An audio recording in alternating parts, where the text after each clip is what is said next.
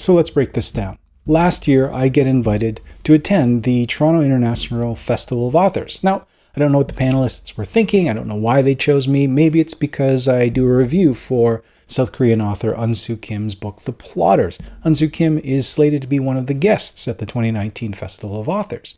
I don't know, maybe they thought they needed someone from this thing called BookTube to be in attendance as a delegate, or maybe they just seriously mined the talents of actual authors, critics, artists, PhDs, and decided to go with something a little bit more modest in the realm of BookTube. Either way, I'm flattered. I attend. Have a great time. I attend sessions from Giller Prize winner Ian Williams. I get to see, once again, my personal favorite, Michael Crummy. I have sessions with Don Winslow, Andre Alexis, Miriam Taves. I have a weird, disjointed conversation with South Korean author Jun Moon. And at a session, I get to meet some fine folks from the Literature Translation Institute of Korea. We exchange pleasantries, business cards, we say our goodbyes. And I think nothing of it until 6 months later, they reach out to me via email and ask if I'd be willing to propose a reading series of Korean works in translation that they'd help fund. So naturally, I say yes. 2020 has been a boom year for Korean works in translations. I easily pick out a dozen books whose English translations are being released in North America in 2020. And asked if they'd be willing to send them my way in exchange for a couple of reviews on my absolutely massive online platform. And no one's more surprised than me when they agree. And then, of course, they completely drop off the map for the next 3 months. Anyway, I hear back from them recently. The books have been sent my way, and I'm super excited to review a few that I love. But more importantly, I'm willing to send out a copy of one of these books, your choice, to several winners anywhere in the world that Amazon, Book Depository, or Indigo ships to. Now that contest, I'll have details in the next video, but first, a first for the Poptimist channel, something that's never happened here before. So my books have arrived in the mail, and so this means a first for me here in the entire history of being on BookTube. I have never done an unboxing, or maybe this is just book mail. I don't know. I don't make the rules here. Regardless, I've got boxes, they've got books, so we should get to this. Now, I'm not exactly sure why they sent them in 2 boxes, but whatever, we'll figure this out. Just like this.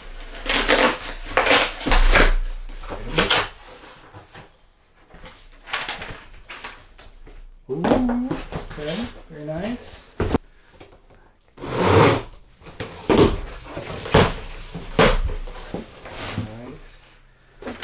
There. Ooh, a vacuum sealed as well. Alright, this doesn't seem to be working. Let's try something else here. Okay, that's not going to work. I don't know how people do this. We're going to shoot it this way. Anyway, it's a beautiful pile of books here. I'm very excited to share them with you. So let's go through them. I'm going to talk a little bit about each. The first one, Untold Day and Night by Bae Sua. A startling and boundary-pushing novel, Untold Day and Night, tells the story of a young woman's journey through Seoul over the course of a night and a day.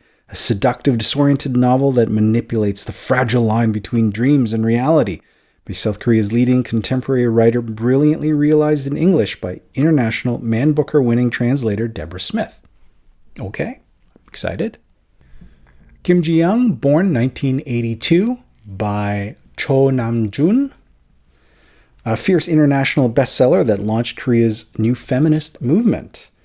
Kim Jae-young, born 1982, follows one woman's psychic deterioration in the face of rigid misogyny, rendered in minimalist yet lacerating prose. Kim Ji-young, born 1982, that's a mouthful, sits at the center of our global Me Too movement and announces the arrival of a writer of international significance.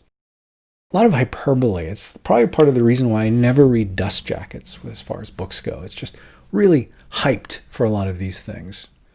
Blood Sisters by Kim Yi-dum.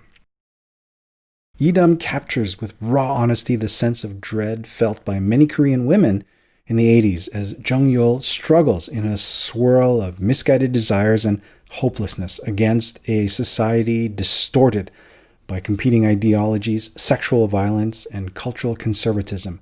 Blood Sisters is a vivid, powerful portrayal of a woman's efforts to live an authentic life in the face of injustice. 7 Years of Darkness by you-jeong. I'm really excited to actually check this one out. I read his earlier work, The Good Son, some time ago. 7 Years of Darkness, a chilling psychological thriller about how far some will go to maintain control and exact revenge.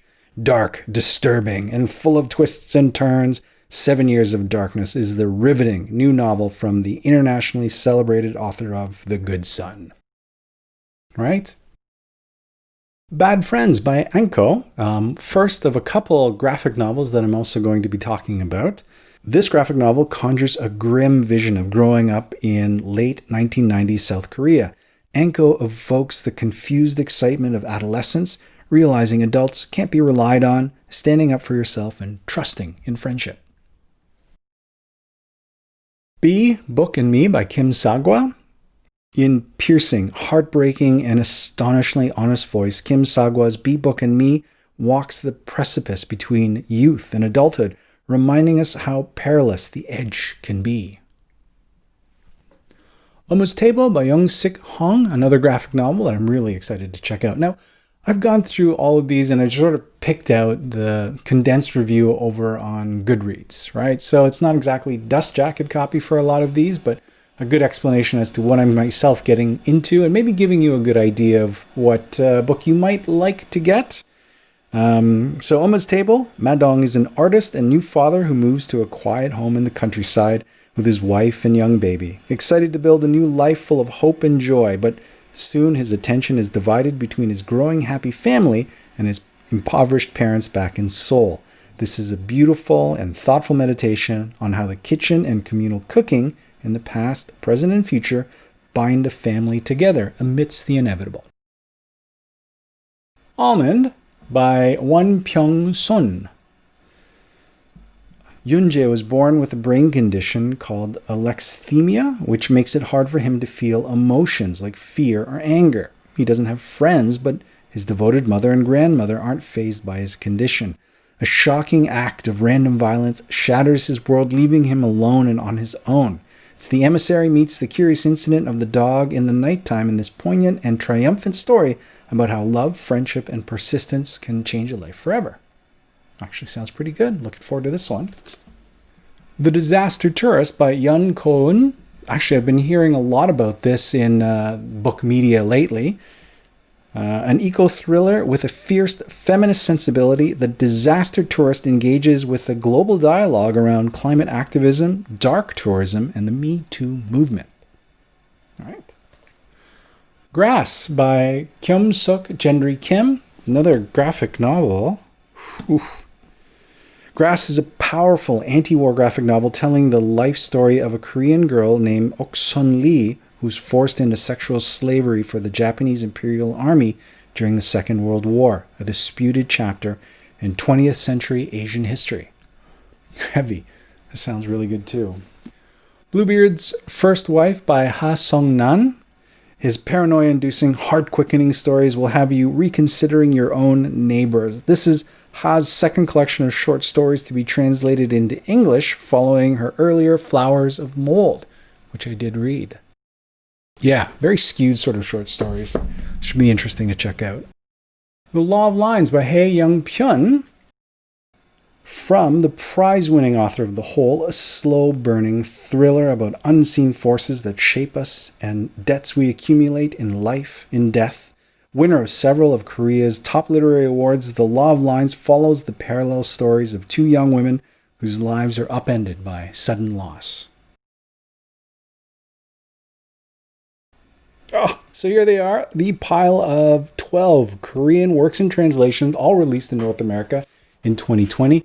Looking forward to checking out a whole bunch of these. It's a beautiful looking stack of books, and I'm gratified, so happy that the Literature Translation Institute of Korea reached out and asked me to do this, and I'm excited to share that with all of you, as well as sending one or two of these books to some lucky winners. Anyway, details, like I said, in the next video coming up. I hope I did that okay. I've never done an unboxing before. I probably screwed that up entirely, but it'll be interesting. I see why I don't really do it all that often. It's a little stressful, actually, keeping track of all these different books and holding them up and talking about them. Regardless, hopefully it wasn't too bad. And yeah, Maybe you've checked out some of these books already. Maybe you read some of these already. Some of them I haven't even heard of before I started doing some digging. Others have definitely been making the rounds out in the larger bookish world. So that is it for me this week. I hope you all have a great week of reading. We'll definitely be talking to you soon. Okay, bye.